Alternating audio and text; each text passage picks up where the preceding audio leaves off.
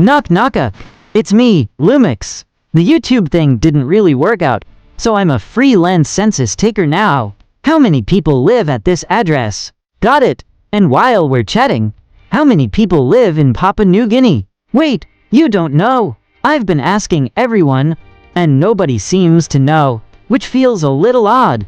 I mean, I know how many people live in the United Kingdom. I know how many people live in Gatlinburg, Tennessee. But it turns out getting an accurate head count in Papua New Guinea, or PNG as the cool kids and graphic designers call it, is really, really hard. So hard that at one point the government's official estimates range from about 9 million all the way to about 17 million. That's a huge margin of error. That 8 million that might or might not be there is more people than live in Rio de Janeiro. Not a trivial amount of uncertainty. So why is it so hard to know how many people live in PNG? And why now do we believe there to be about 10 million people there? This is Papua New Guinea. It's not this Guinea or these Guineas or these Guineas or even this Papua. Until 2024, they hadn't taken a census since 2011. Even though like most countries, they try to do one every 10 years. The 2011 census, which was disputed and considered unreliable by some because the census takers weren't that good at their jobs, put Papua New Guinea's population at 7,275,003, but that was a long time ago. For context, that was the year Twilight came out.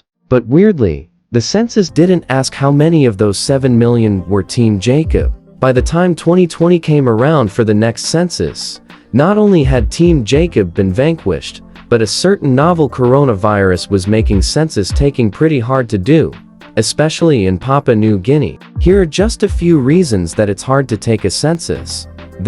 First, there's this Mount Willem. At 14,793 feet, or 4,559 meters, it's the tallest peak in N, and arguably the tallest in Oania.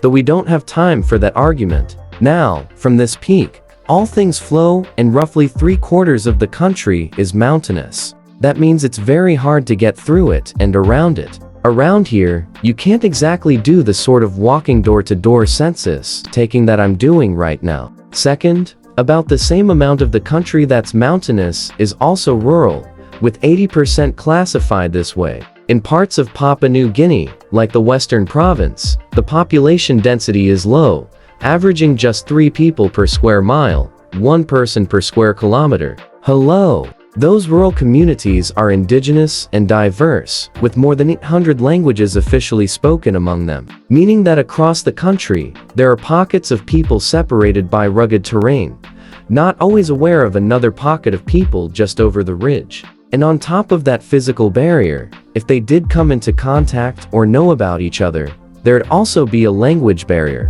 Third, with a lot of census-taking practices in countries like the US or Australia, which bankrolls the Papua New Guinea census, the method really relies on counting all the people in a household. In a typical census in countries with the tools and money to do so, they send a form that they beg you to fill out. And for those that didn't, people called enumerators go door to door and kiss every person in the house on the forehead or whatever to count them. But when people don't live in houses, going door to door is tough. To get around this obstacle, and officials turn to the most responsible and trusted source on the planet, computers. Instead of doing a proper census in 2021, they did a genensis. That wasn't an official census, but more of a study where computers guessed the number of people. This is in fact not the first time the United Nations Population Study has developed this technique that includes satellite modeling, housing data, and household surveys, because there are other rural places in the world besides Papua New Guinea to build population models for these kind of studies, and hard to guess the number of people places. Satellite imagery can actually pinpoint the number of structures in rural areas and then assign a number of estimated residents based on previous population studies and censuses. There was just one big problem with the results when they did the genensis. It placed the population at 17 million, which is more than double what most officials estimated it to be. If you've ever hosted a party with a bunch of surprise plus ones, you know why this is a problem. But on a national scale, the consequences are worse than oops, we need to buy more ice. At the top of the list, an 8 million person overcount would mean that the country is much poorer than officials thought, having its per capita income from $3,230 to about $1,770 a year. And sure, numbers on paper might not mean that much, but they have real consequences for the residents who aren't being counted. Basically, being left off the list means they aren't getting health care, they aren't getting education, they aren't getting infrastructure, and they surely aren't voting on the issues that could impact them. Governments need real numbers of people to provide these services and account for how to build things like bridges and hospitals. For example, if the government thinks there are 5,000 people in a province and there's one doctor to take care of them all, that doctor is already busy. But if there are in reality 10,000 people in that province, then that doctor is too busy. That doctor is going to burn out. That doctor is going to mix you up with your brother and give you his apamtomy and give him your antibiotics, and then we'll all be sorry.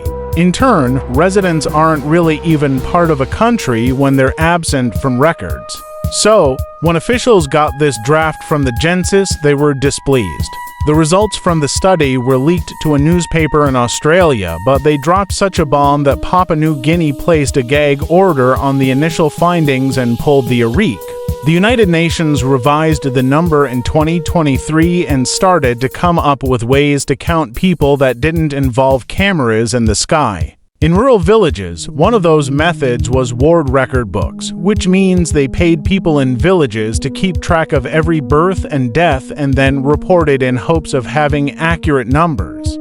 Finally, with the help of Australia, the United States Census Bureau, and the United Nations, Papua Nini committed to an official orchestrated census from June to October in 2024.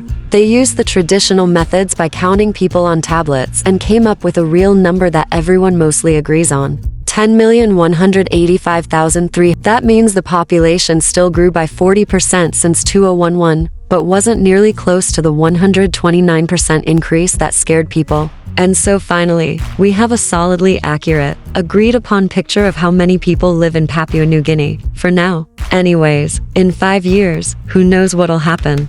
Anyway, thanks for chatting. I should probably move on to the next house. My supervisor says I need to stop doing 5 minutes of fun facts at every door.